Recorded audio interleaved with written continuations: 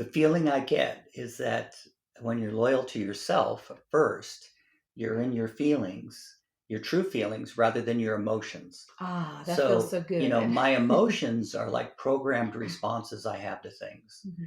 But being loyal to myself, all that means is I'm going to tune into my true feelings. And then my true feelings are that good, kind, loving, sharing part of me. That Mhm. part of me that's expansive, that wants to rise to the occasion, that loves fulfillment, it loves accomplishment. And so when I tune back into that part of me, now I can really move forward.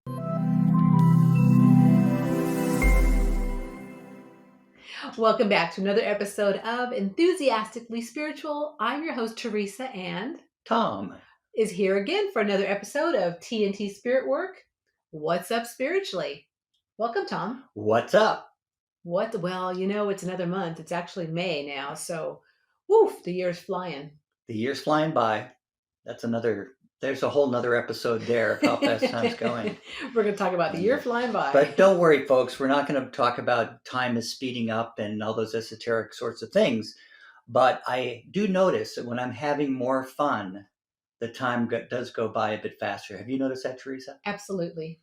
And one of the reasons that I think that's true is because I've been involved with industry and I've Mm. been involved with business. And what am I talking about here? What I'm really talking about is the business of myself. I love that. And this is without no narcissism, Yeah. removing the ego. What is Well, your business of yourself, Tom? the business of myself, I'm so glad you asked, is really just looking at my spiritual life from an organized perspective.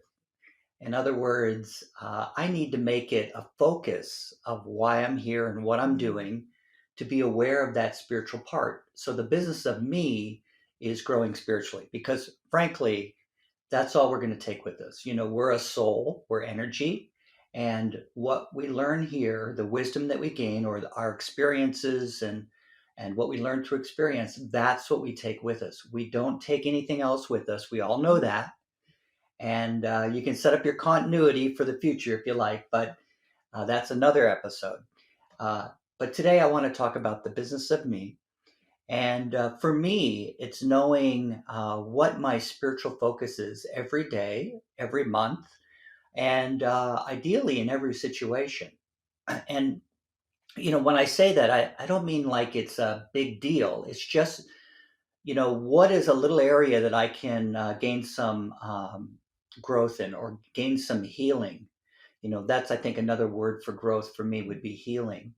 But what does industry and business of me mean to you, Teresa? Well, thank you for asking me that, Thomas. You're welcome. So, when I think about the business of me in the realm of I have a personal, a business, and a social side of me. Oh, yeah. So, the business of me is about, like Thomas saying, my journey. And when I look back at my life so far, and I'm about midway, halfway, I'm in the third quarter. I'm in the third quarter. Yeah, right. Yeah, First, we second. heard that from you. I'm in the third quarter of my life of my team time here while I'm on the planet. And so, looking back, I recognize that as I moved along in my journey, there were times when the business of me needed to move a different way. I needed to go down a different path. I needed to shift right, shift left. And so the business of me has been very busy my whole life, but definitely there's been times when I've noticed that with spirits backing and where I needed to go to head for the next off ramp, also to say, keep it like a little car thing, is that I really have been working the business of me my whole life. And when I'm aware of sort of the key energies or the key words for the month for me and for my spiritual growth from that perspective, um, it's really uplifting. It's a feeling of like, oh, let's be involved in this. This is fun. So rather than looking at situations as drudgery or obligation or, because there are some things we need to do, to stay here on planet Earth and keep these physical bodies in shape and, be of service and pay as we go and all that good stuff. And through that opportunity, we can learn a lot about ourselves. So it's one thing to focus on the material, as they say, and yet everybody that's really rich and really wealthy says, "Gee, it's doesn't money doesn't buy you happiness," and Paul McCartney and John Lennon, of course, said, "Money can't buy me love." But we hear that kind of thing. Now, there's nothing wrong with money. It's great to have money because for me, money just means freedom and resources of energy for me to do the things that I really need to do and want to do in life, and more opportunity to be of service and that kind of thing. But moving along, whatever opportunity I'm involved with, even if it's something that I really love, if I don't keep in perspective what I'm learning or gaining from that opportunity spiritually, it can become drudgery, or Mhm. it become a little bit of a, now I'm carrying a weight every day. I enslave myself by not knowing, getting in that robotic mode, you might say, not knowing what am I gaining out of every experience. And I don't mean it's got to all be for me, but I at least need to know that, oh, here was an opportunity for me to be a little more patient with someone, or which really is all about me being patient with myself. Because once I'm patient with myself, it's easy to be patient with other people. What do you think about that? Well, yeah, what comes up for me also about the business of me is that I need to show up. So that's a big part of being here in this physical body is showing up. And when I show up for myself and what I'm here to do and experience and move through, I do my 50%, and then I have my wonderful personal team of spiritual helpers or angels or master souls that move in and support me when I decide to show up. I mean, they're always going to work with me, irregardless. So, like, I'll say this, even like someone, a homeless person on the street, they have angels. Everyone has angels. Everyone has backing.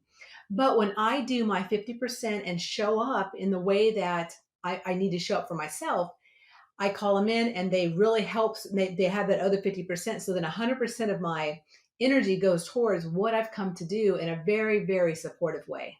Yeah, for me, you might say that's the areas they can help you the most.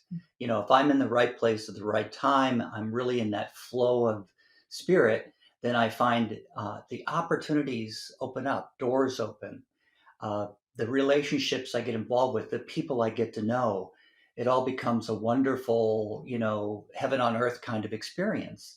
And, I play in a country western band, as you know. And He loves it I so never much. played in a country and western band before in my life. I've been a drummer in some cover bands and a little bit in some original bands and also in a James Brown tribute band when I was in Australia. And so in recent times, I've met some country and western fellows, and I really enjoy it. I just love playing, and I love sharing with people spiritually, but I also love that little sideline as well. And but I noticed that even as I love it, and you might say like, and this could be true with like any new job, or any new relationship. There's always this honeymoon period where everything's wonderful because it feels good. Our angels backed us to get into that situation. We're in the right place at the right time, and so now I'm in my feelings. I'm feeling really ecstatic and happy and free and blissful, and then over time, little experiences show up to stimulate me. And it might be this fellow said that, or, boy, I've got to lug all this stuff in, or, all the typical life experiences that happen. And, but if I don't look at it as an opportunity to wait a minute, what am I getting stimulated about? Or, why am I having this emotional reaction to something? And half the time the people don't even mean it when they say something or do something. If I don't take a look at that spiritually, like what's the concept that I have that's limiting my full enjoyment of that, and I can work with my guidance and recheck that and just find ways to regroup with other people so that I can release some of those old thought patterns, you might say. So even when we're involved in things we love, it's funny how those challenges can show up again unless I take a look at the spiritual side of life. That's what it means to me. How would you say it?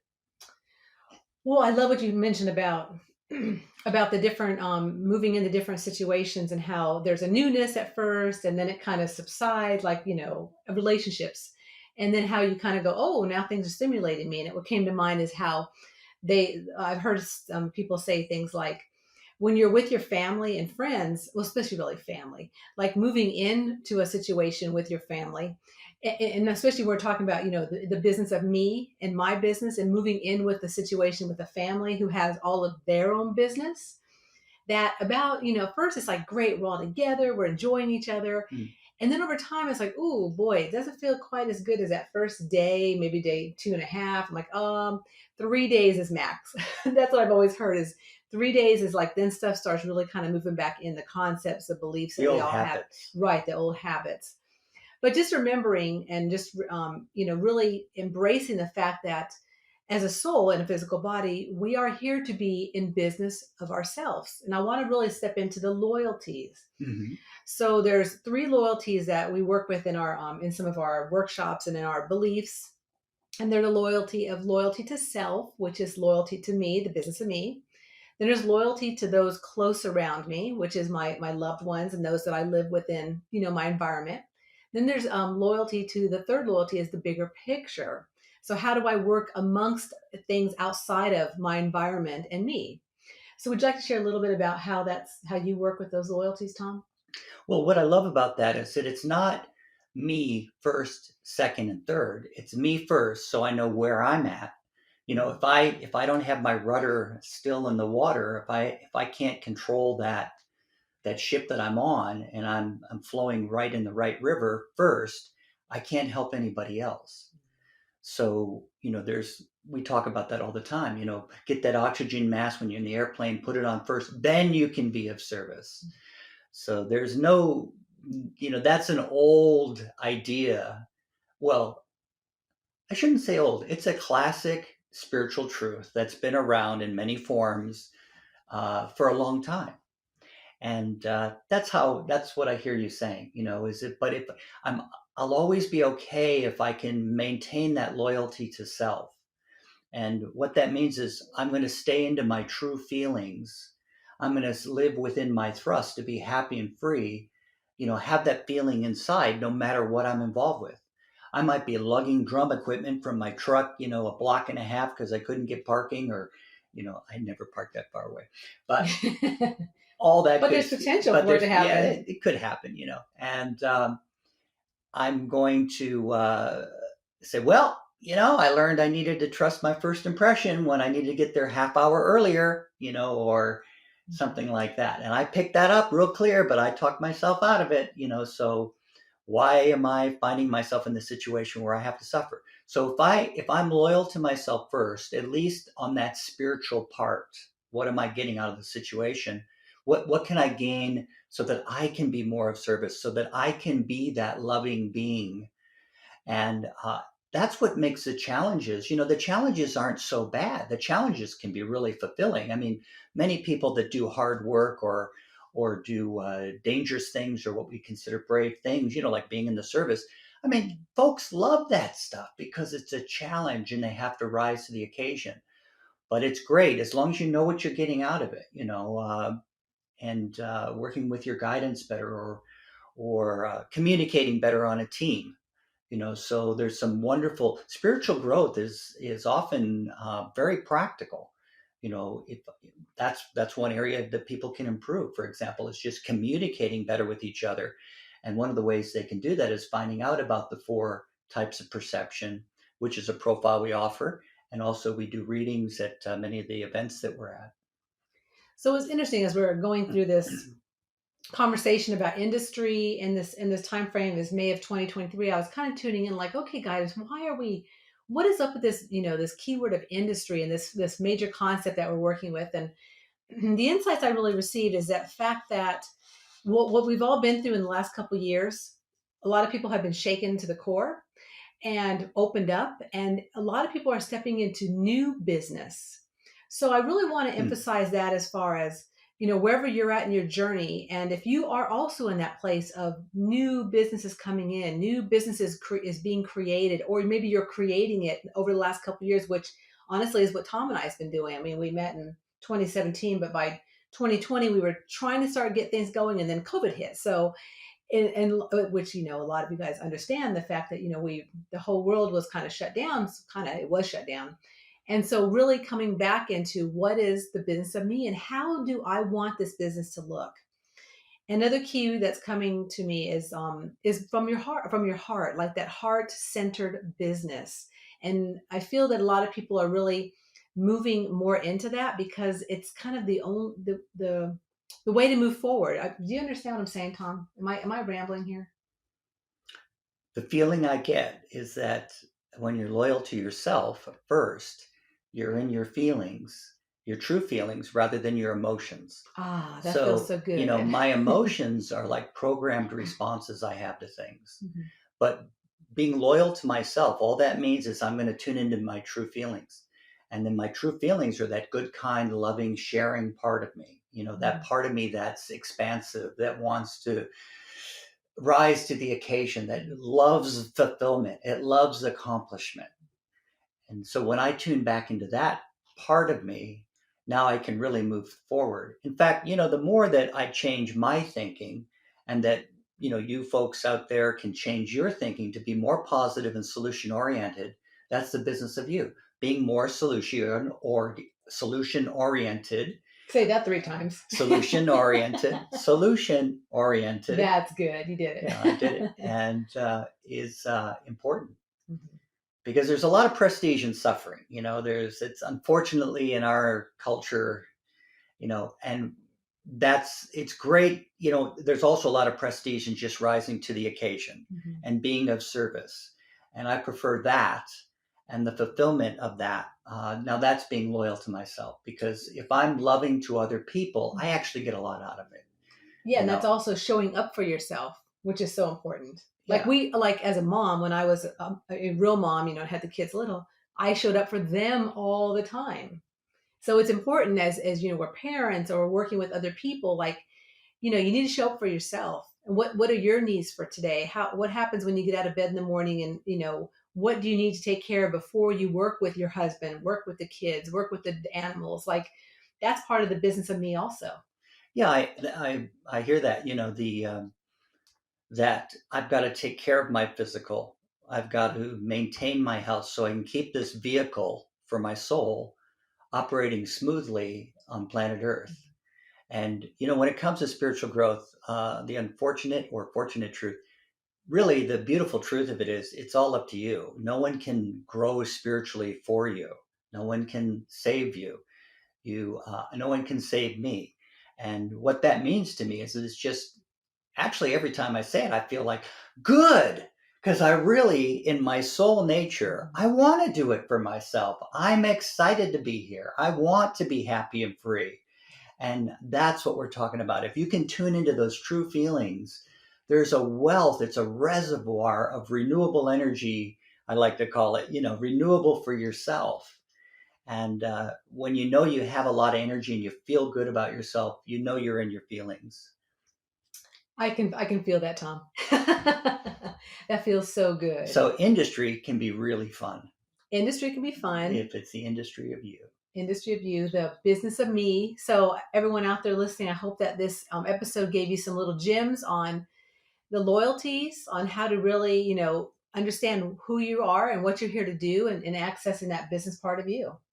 Yeah, and please, if you'd like to share what it means to you, there's no right and wrong answers. We'd love to hear from you, but just make sure you share what you feel, and any positive insights. Keep it positive, because that's where the aha moments are going to come from. As you regroup what it means to you, your angels can give you more insight. And once you've sort of established a level of insight, it's funny how much more they can give you. And we all need to outflow that. That's one of the reasons Teresa and I share, because as I share about the industry of me, little words of wisdom come from my spiritual helpers that give me a bigger picture, or me a better idea of how I can live my life in a more smoother, more fulfilled, a more relaxed, more energetic, and have the opportunity to really enjoy that accomplishment of being here and achievement on planet Earth, because this is why we're here, for accomplishment, achievement, action. Those are some of the key words for being here. There's no mystery to it, folks. You have the answers within, but yes, we do need a little help with each sharing with each other, and we just want to share some of the tools and techniques that have worked for us. So please put some comments in. Yeah, you can go to pod inbox in the show notes if you want to leave us a message or a comment. Pod inbox in the show notes. And just want to thank you all again for listening in to another episode of Enthusiastically Spiritual. Tom and I love sharing every single month and hopefully inspiring you to, just live your best life. Just keeping it simple. I like to do KISS, keep it simple spiritually, and just really, I just love that. And just do what you have to do while you're here and enjoy it. Really get the most fulfillment out of it. Yeah. Any comments on YouTube are always welcome as well. And please like and subscribe. Yes, and also this is May, so my new book called The Soulquake Survival Guide, Reviving Your Connection to Spirit in Earth-Shaking Times. You can go on to the show notes also and get on the early bird list, and you can find out more information about when that's going to be coming out in June. I'd love to share that with you, so you can check out that in the show notes. Anything else, Tom? Well, what I love about that book is that you really help guide people into finding their own steps to awareness of how they can work with spirit through some of those challenges that we all come across, because we all get hit once in a while with something, or have been in our lives with something we didn't quite foresee. And but there's solutions, and I'm going to say it again, there's solutions. And there's more solutions. And anyways, it's a great book. It's not something to take lightly. Is once I've found that I've learned something from experience, I don't tend to face it as often anymore. That's nothing I can prove to you, but maybe I just don't notice it because it's something I can handle. I've mastered it. And the book will be available in audio as well as in a book form, so that'll be pretty fun too. So if you're an Audible person and like to listen in, you can definitely do it when the book comes out. So until next week, please remember that life is too short to not be enthusiastic about your unique journey.